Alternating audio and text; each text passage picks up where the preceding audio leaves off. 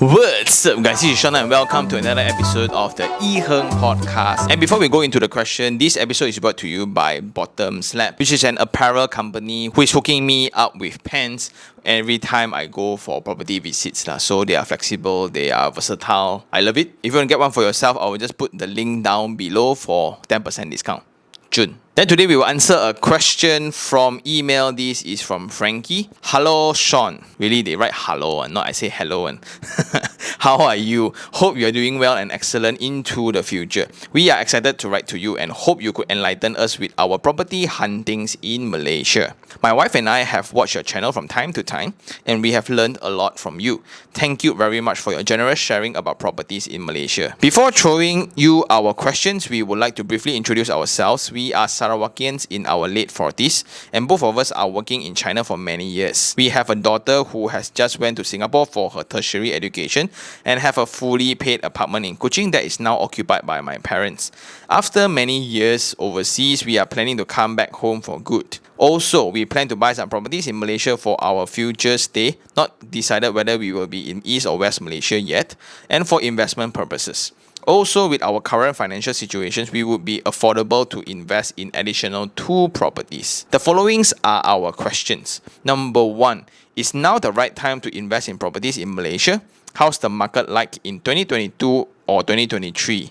High or low? Question 2. What project in KL would you recommend us for investment purposes? We hope to get the rental ROI around 4 to 5%. Question 3. We plan to invest in some good prospect properties in KL if you could find the right ones before coming back.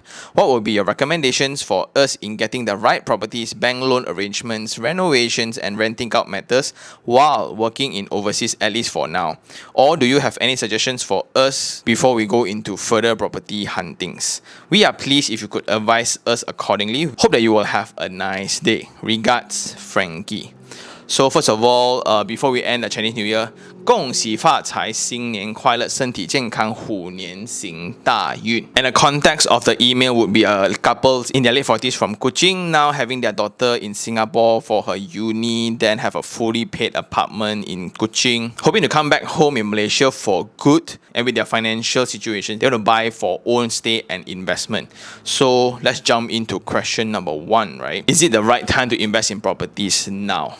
So this, I must say, will be the hottest one-liner whenever audience see me everywhere. So it's a very casual statement. Also, it can be really, really deep. So I'll always break this down into 3 parts. One would be individual, one would be geographical, and what would be the macroeconomics. Individually, are you ready to embark into property investment? Like, especially for fresh graduates, right?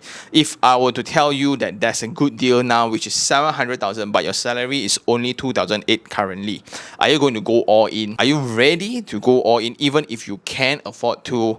So those are the questions that you will need to answer yourself first prior to whatever that's really available in the market. Therefore, entrepreneurs and business owners, are you ready to partly tie yourself down to a 35 years commitment where it will restrict your cash flow of your business? Not exactly. Then don't consider. And those are the factors that you will need to answer first before part 2 and 3. Part 2 then would be the geographical locations. Like if you read in the newspaper, some people will say that property it's havoc, people lose money, it's the worst nightmare ever. But then you have people which are not as celebrated with 15 properties, 20 properties, right? Every month getting positive cash flows from all the properties that they invest. Practically no need to work because they have this secondary income that can really sustain their lifestyle. Good for them. Either scenarios or whichever that you are exposed to, you are right. If currently your circle of friends and family are going through a very, very tough time, businesses are closed, friends are getting fired, and people are surviving based on savings only, which are very unfortunate, but if that's your reality, right, it's pretty hard to believe the stories from the other side where people are making big bucks. So if you're fortunate enough to be on the other side where I personally witness people living off their rental incomes and investors are fighting to buy for properties because they are such a good deal, then Porsche salespersons are sharing their story of how last year, MCO year, was the best year ever for them, including those friends in the luxury watch industry. Generally, if you watch to any boutiques of luxury watches in KL, right, most of them are empty. No stock, which is absolutely insane, and it's even worse when I have perspective from both ends. Similar to properties, so if you say market is bad, if you are in Johor, then unfortunately it's that because of Singapore's borders being locked down, no one can come over and buy or stay or just stir up the market. Unfortunately, the market is going to be just Then in KL, you have a lot of new highways, a lot of new projects being launched. And in Penang, you have a brand new township, brand new highway cutting across Paya Terubong. Then if your belief system tells you that there are no such thing as rental higher than installment, you're right, because you have been looking in the wrong places. Like most of my friends in my circles are enjoying that kind of benefits as they have done the right research or they just follow the right recommendations. So that's part 2, which is the geographical side, where you are going to invest and focus. It's going to give you a different narrative altogether of the property outlook. Thirdly would be Malaysia or Southeast Asia as that overall macroeconomics. If you guys were to look back in my initial MCO videos, right, where I say I'm very bullish on property for the next few years, generally there are a few pillars. Number 1 would be the interest rates, where the government is trying to allow the market to go free in fixing itself currently. Yes, it can be revised, but it can only be done gradually, because if not, it will shock the entire economy. And me coming from a time where interest rate is around 6 to 7%, now if I were to get a loan of 2.9% or 3.1%, it's cheap relatively. So yes, a lot of people will then they will revise, so the rates are not going to matter. You can choose to buy when the interest rate is 12, up to you entirely. But this would be a great opportunity for those who have a problem in qualifying for loans initially. So suddenly, because of the DSR calculation are based on the monthly installment, interest rates affects directly on the monthly installment. So suddenly a 4,000 salary person can buy a home of his desire, compared to 2 years ago, no money, no dog. Another part of things after the entire COVID situation, inflation is the main concern for a lot of investors. Yes, inflation can be different in accordance to individual, like it depends on where you stay and what you live and what you consume. I understand that, but on general perspective, the value of your cash is being eaten up in your savings account if you don't do anything. You can continue to live in your own bubble, but the rest of the world doesn't really care. Like the cost of ingredients are going up. Practically shit cha, Gina Teh ice is already 80 cents compared to a 20 cents era that I came from. So that directly translates into cost of construction as well. So let's not look at selling price per se, right? The cost to build a particular apartment in that same location, right, is only going to be higher, where the cost of labors has increased, cost of materials skyrocketed, and the more you wait, the less and less land are available. Hence, scarcity plays a part, and it will increase the selling price as well. Many may worry that it's going to be a bubble, it's going to burst or whatsoever. With the restriction of Bank Negara controlling our loan application, if not, I would buy like a gazillion properties already. They have all these measures being implemented to prevent people from speculating. For the first 2 residential properties, you can only get 90% loan. The third cannot already. But why are you still seeing so many people buying and investing properties? There are just a lot of money in the system. Throughout the lockdown, personally, I have acquired several properties. One of the property I shared in the channel as well, and some I cannot share because of the NDA I signed with. So from a personal point of view, I do think that the property market outlook is going to be positive, because technically speaking, right, ever since I joined the property market, every year the narration has been bad market, bad economy, bad timing or whatsoever. But throughout the years, right, I still see so many people making money out of properties. So it really depends on how well you know the game. Then question 2 on what kind of properties in KL would you recommend for investment purposes? Generally, after visiting all the properties around KL, right, the rules are pretty much the same, where it needs to be in a place where you have lots of connectivity, lots of population, and what drives rental rates would be the abundance of job opportunities, because rental equals to temporary demand for space. Therefore, you will see locations such as Bangsa South, Cheras, KLCC, Ampang coming up, Tutamas, Mont Kiara, and etc. So those are the usual hot places, but as congested and as dense they can be, people still gush in whenever they have opportunities because these are the places where convenience is top priority. You may not want to seriously build a family around these locations, but it's convenient because it's close to their workspace, hence they have good returns. So the few rules will be adjacent or connected to MRT stations, connected to a mall or commercial area. Best if the amenities and communities are matured, where practically you can already start living in that location. So these are the criteria for a property that will have high rental returns. But the only difference for you and me right now, right, Frankie, would be the channel of buying. If you have followed the channel long enough, I talk about this a lot, where the channel you buy directly affects your investment portfolio, because ultimately ROI is based on the entry price and the rental rates,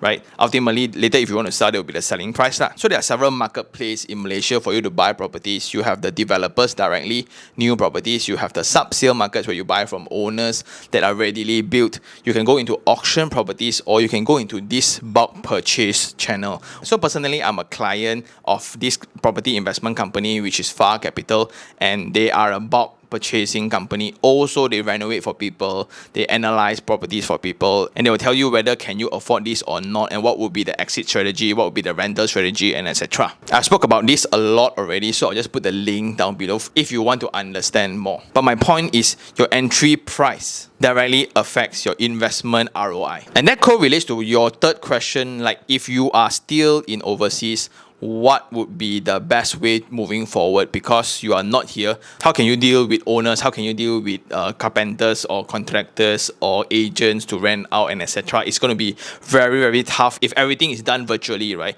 Especially if you have a different time zone, then it's going to be a nightmare. But based on my experience with several audiences, I think the market for property services in Malaysia, especially in KL, is getting there. It's getting matured, it's being more sophisticated. For example, like the Makeover guys, the company that I work in, we deal with a lot of foreign customers. Like we arrange to get the keys from them. Then after we do the makeover, we rent out for them. Then we have a company that manage for them. Then we just report the rental back to them. And practically they have not walked into the property that they invested before. Every month collect money, can already lah, right? So my personal recommendations to foreigners or Malaysians who are based overseas, right? If you want to invest in properties in Malaysia, right, there are several ways lah. So you can do it yourself. You do your own homework, you analyze your own figures, then you make your own phone calls. And this seems to be the challenging part. But the unfortunate truth is not all agents are professional and knowledgeable. There's no minimum requirements for people to become agent. Therefore, there'll be a gap in market knowledge and professionalism. So many audience shared their experience and they handbrake in their investment journey just because they dealt the wrong hands with certain agents, where things they say are not entirely accurate and things they say are not entirely true. So you know what? Too much trouble and hassle, I give up. Then some dealt with the wrong contractors where they pay money already, then 3 months later still no job done and they can no longer find a contractor. All very unfortunate incidents. I know they are minorities. It does not reflect directly on the property industry as per se, but it exists. So if you don't want to go through that way, my recommendation is to first check out my YouTube channel, go through all the reviews as much as you can, just to understand and have a foundation knowledge on the property market in KL. You will learn the types of property, where it's landed and high rise, then is there strata landed, then mixed development, then TOD, what are those things, and if I'm going for investment, which one generates more rental, which one is more own stay. Then you will understand location dynamics, like Cheras can be pretty sophisticated, but it's more local driven. Then if you look into KLCC area currently with the restriction of traveling, is it dead, is it not? Then you go into the typologies of apartment and how we calculate certain things. Like the weirdest thing, we calculate everything in metric system, but we calculate space in imperial, where square feet comes to play. Everything else is 3 meters, 3.5 meters, 1.8 meters for corridor and etc. But square feet is 900 square feet. We have not convert into square meters. Then maintenance fees, how do we calculate? Get yourself familiar with all those terminologies first.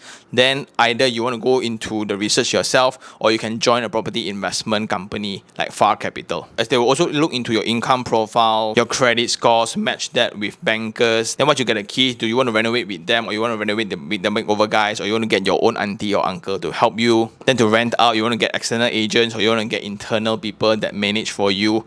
All is entirely up to you. But the underlying statement would be to get yourself familiar first with all the terminologies and market price and etc., location, highways, then the rest will all fall into place eventually. But ultimately, welcome back to Malaysia. Although I don't have a lot of chance in traveling, like a lot of audience ask me to go to Singapore or even East Malaysia, like it's a foreign land in my understanding. There's so much things I want to understand there. So that's definitely a goal, like to check out Genting lah, Langkawi lah, Bangkok lah, Singapore perhaps, like Thailand. Just proximity, right? So our scope of understanding of property will slowly grow and grow and grow. Wow. Interesting, right? Again, thank you very much, Frankie, for the email. In conclusion, I have a strong property outlook for Malaysia for the future. That's why personally I'm gearing up a lot. But just something to take note for you would be the foundation knowledge about terminologies for properties in KL. Get yourself familiar with the market first. Then do consider on the channel of buying, either buying direct, the primary market, which is developers, or you want to get from owners or auction or bulk purchases. But it's important that you know all of them so you can make the informed decision and take the calculated risk. And with that, thank you very much for watching. And for those who still have any questions regarding real estate, do just email me at taniherng@gmail.com, or you can just DM me on Instagram iherng, and I will see you on the next one. 恭喜发财!